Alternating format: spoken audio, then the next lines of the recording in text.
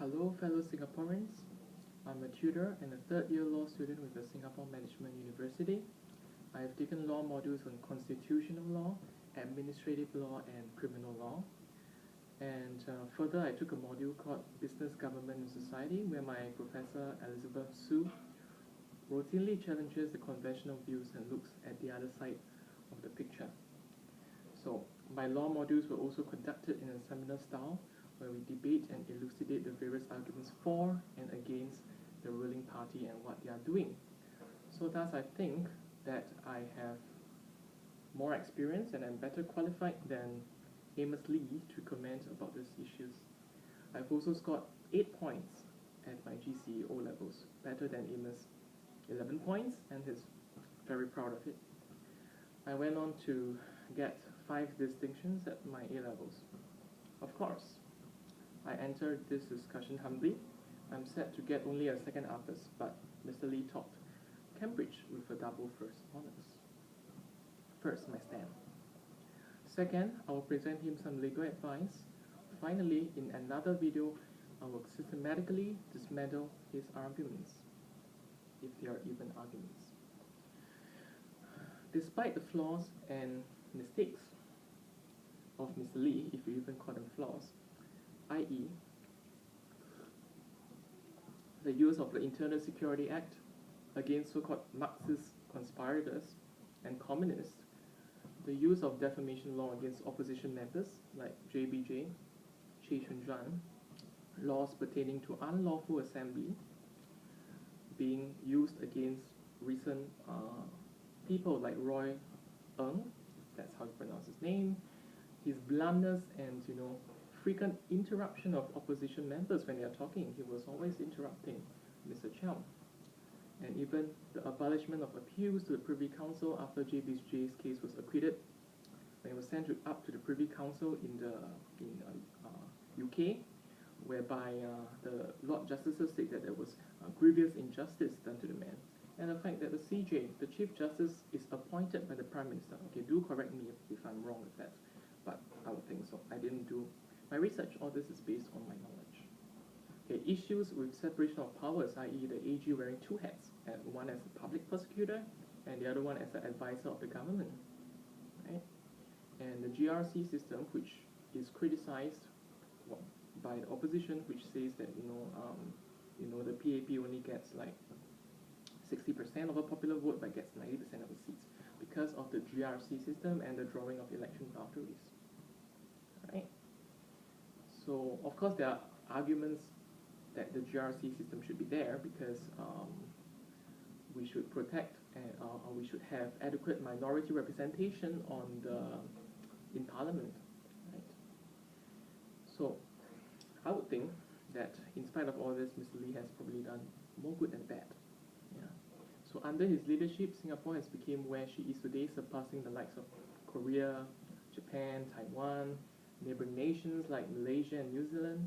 And according to New Zealand and Australian parliamentary assemblies, which had won Mr. Lee recently, we used to need foreign aid from them, and now we have twice the GDP, gross domestic product per capita of these nations.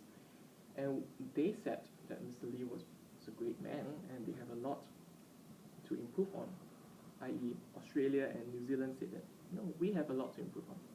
They were jolted into reality when Mr. Lee said, Singapore has come so far, where are you now? So if Mr. Lee was such a horrible dictator, as you put him to be, why would so many Western democracies and even neighboring countries like Indonesia, say such positive things about him and what he did? So why is his insight also greatly valued by China, India, Australia, even the UK and US?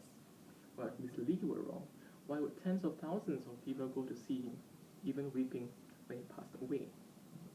Well, I was initially convinced it was a climate of fear inculcated, a personally cult like Putin and Kim Jong-il. Not to compare with him with those people, but it's so much better, yeah? Okay, I thought it was something similar, like a personally cult, not to say that he's like those people, right? And everyone cried, but later, when I delved deeper into the dark period, I realized that this was a giant of a man who did far more than you can imagine. If silence any political opposition, okay, or maybe he sent some people to jail because they were so-called Marxists or communists. He might have reasons to do that. And for the record, the Marxist conspirators, Mr. Lee claimed that he was not the one who did it. He said it was Mr. Goh who sent them to be detained under the ISA. So, where was I? So, if he had to silence any political opposition, it was probably a necessary evil. So he was a utilitarian, focused on the end result, i.e. a stable and prosperous Singapore, which we have today, right? The problems in Singapore today, if there are even problems, example, shortage of hospital beds, doctors, the Gini index, inequality, right? MBS casino, and the suicides that M. Ravi said that is happening, I don't know if it's true, the suicides as a result of MBS and I guess the gambling losses, right? CPF return rates being, I don't know, the 6% and 3% that Mr. Roy was saying. I don't know if that's true, I haven't done my research. And also the stagnant,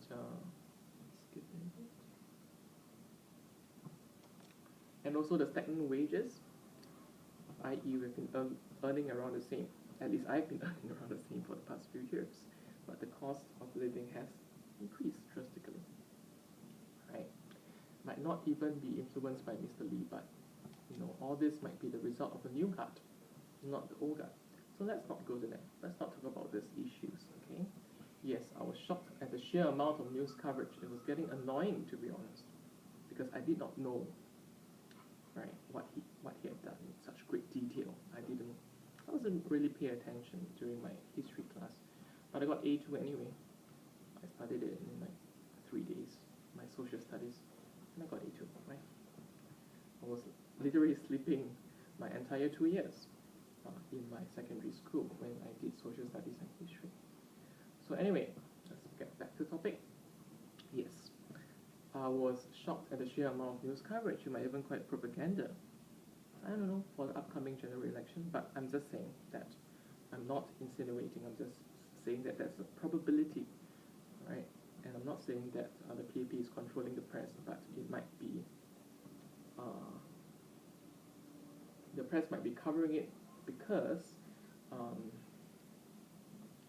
they probably felt indebted to what Mr. Lee has done, right? So I told myself I must find the truth. So I researched day and night, and I came to the conclusion, and I still stick by it. Yeah, it was the same conclusion that I had when I studied legal studies and various topics in school. It was the same conclusion, and the conclusion is that Mr. Lee did much more good than bad. My dad knows Mr. Lee and Lee Wei Ling, and he swears that they are good, humble, direct, and frugal people. Mr. Lee even has tattoos on his shirt, and he continues to wear it. He would get angry if you said not to wear the shirt. Okay, now question. If Mr. Lee was as power hungry and money hungry, why would he work till his last days? Why was he working even before his coronary bypass? If he wanted money, he could well have went around the globe finding and researching investment opportunities. So the truth, he was never power hungry. I even heard that he rejected a CIA bribe of 23 million, which was a big sum back then. I mean, if you take into account inflation. So even though I did not physically go to mourn for Mr. Lee, as I'm still reserved about some things he had done, I still feel sad that he, our founding father, has passed away. It's just human nature, right? It's just empathy to feel bad when anyone, even Xu Shunzhuang, passes away, you might feel a little upset. So, but in you I sense no empathy. Do you have Asperger's syndrome? Well, I forgot one point. If Mr. Lee was so hated by the people, why did he get more than 60% of the popular vote throughout his prime ministership? And that was the law, right? It went as high as 70% plus, right? So are you insinuating that the population was brainwashed or that elections were rigged? Those are serious and asinine assertions. To inculcate a climate of fear is part and parcel of every profession, including for law and medicine. The lawyer will convince the client that if he goes to handle the case by himself, he's going to mess up. The doctors tell the patient, if you don't get medical treatment, you die. Your comments are against the civil and criminal law. First, Section 298 of the Penal Code. In your video, you said it's the Penal Code. That's wrong. It should be Penal Code, yeah? And the Sedition Act for your comments against Christianity. Second, the MRHA can be used to get a gag order, a restraining order. Third, I'm sure that the ISA could be used against you too. You're right. Detention without trial, probably even indefinitely. The courts, their hands are tied. They can only question the procedural propriety as to whether, as this is because there is an outside clause in ISA Section 18. Right? It is only if the courts really want to that they say, okay, there is a breach of natural justice, let's step in, let's ignore the outside clause, let's review this case anyway. But that will lead to a constitutional crisis, probably unlikely in Singapore, since the judges tend to take separation of power very seriously and tend to be less anti-executive and legislative, right?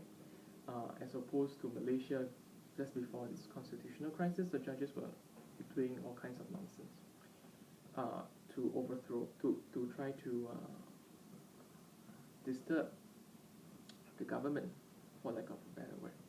So fourth, they can also get you under Section 8 ISA. Fifth, do note that there is a right to counsel in Singapore, but it's subject to the judicial interpretation, i.e. you will have a right to counsel, but that's only within a reasonable time. So what's reasonable time? You might not even see a lawyer.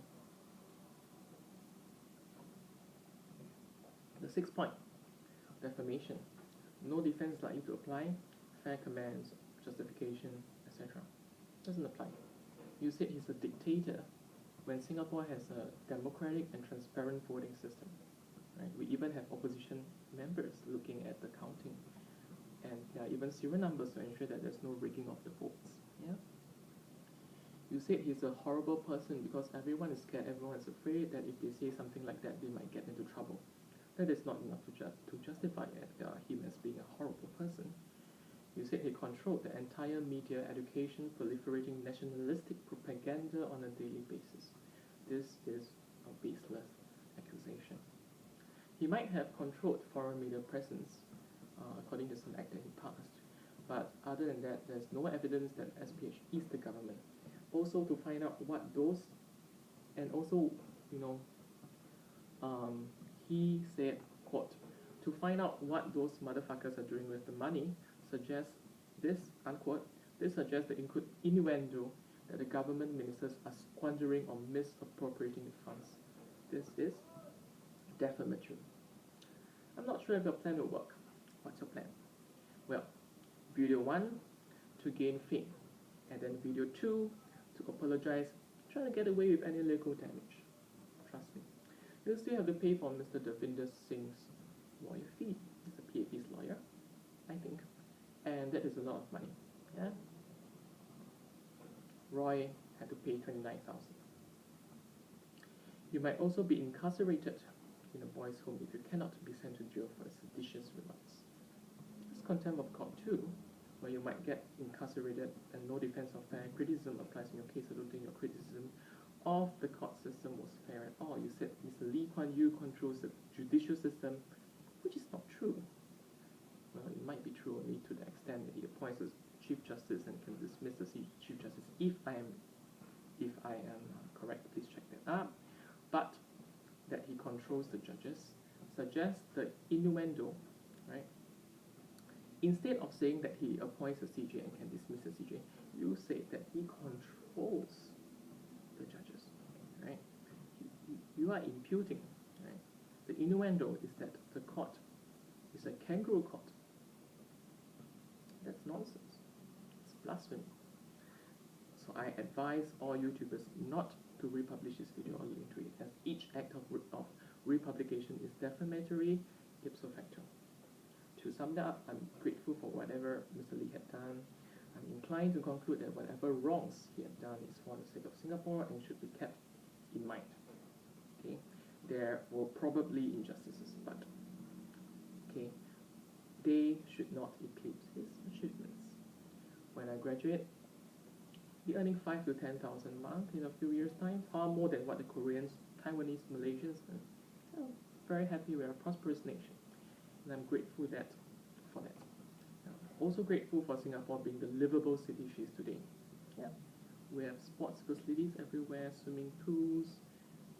You have basketball courts. You have so many things, right? You have libraries. It's a clean place. It's a green place. You have parks, place for recreation. Only thing I'm unhappy about is the lack of greens. It's the the clearing of the green spaces. We have so little green spaces now. Clearing of Bukit Brown Cemetery. That's a different story, but that's nothing against Mr. Lee Kuan Yew, right? Because this is what we're talking about. So, and I'm also very happy that it is a meritocratic system. So if I wanted to be more successful, it's simple. I would just have to study harder and work harder. Imagine being born in a caste system or system where a certain race is accorded superiority. It'd be so much tougher. Imagine being in a society where Asians are bashed up for no reason in some anti-Asian neighborhoods. I think you have so much to be grateful for. To be fair and impartial, we'll never know if LKY was the primary causative factor towards Singapore's success. Could there have been someone as equipped or more equipped than him? This view of mine was supported by the BBC. Well, I was thinking about that, and the BBC. I viewed the BBC video, and it was the same. I.e. the BBC video after his death. Okay, so nonetheless, what has happened, right? He did his best. He did perform, he did deliver, he did love Singapore and contribute to Singapore when he could have went to UK to become a rich lawyer. He didn't care about Singapore. I also take offense that some said, Lee Kuan Yew built this and Lee Kuan Yew built that. Let us not forget that it was not just Mr. Lee who built the nation. It was a collective effort by the cabinet. Goh Keng Swee, Goh Chok Tong, Dana Balan, okay, and in fact ordinary Singaporeans, doctors, nurses, lawyers, engineers, teachers, social workers, cleaners, and so on. I have a word for advice for you. Wales, we should not be blinded by the PAP. We should also not be blinded by the opposition or social activists. Question whatever you come across. Even Francis Seow was a power-hungry crook, according to Subas and Friends. I listened to his story. I was skeptical. I didn't believe it. I wanted to hear the other side. Right? Always be suspicious and think critically. Lastly, I hope the road hate comments can finally stop. Right? He's just a 17-year-old with delusions and grandiose ideas, and this is such a proud prick, okay, which will never work. All these grandiose ideas will never work. Okay, look at his other videos about schooling being useless and all that. Okay, he's pretty mentally unwell. He has some personality disorder, Asperger's syndrome, some autism. Yeah, even his hair is a sign of something not being very right with his mental faculties. Give him a break. Live and let live. The arms of justice are long enough to reach him. He might even go to jail. There is no need for criminal intimidation or physical violence. No need to take justice into your own hands and end up into shit yourself. So, Mr. Amos, I wish you all the best in your legal adventure, and please stop the hand actions and stop screaming at the videos at times.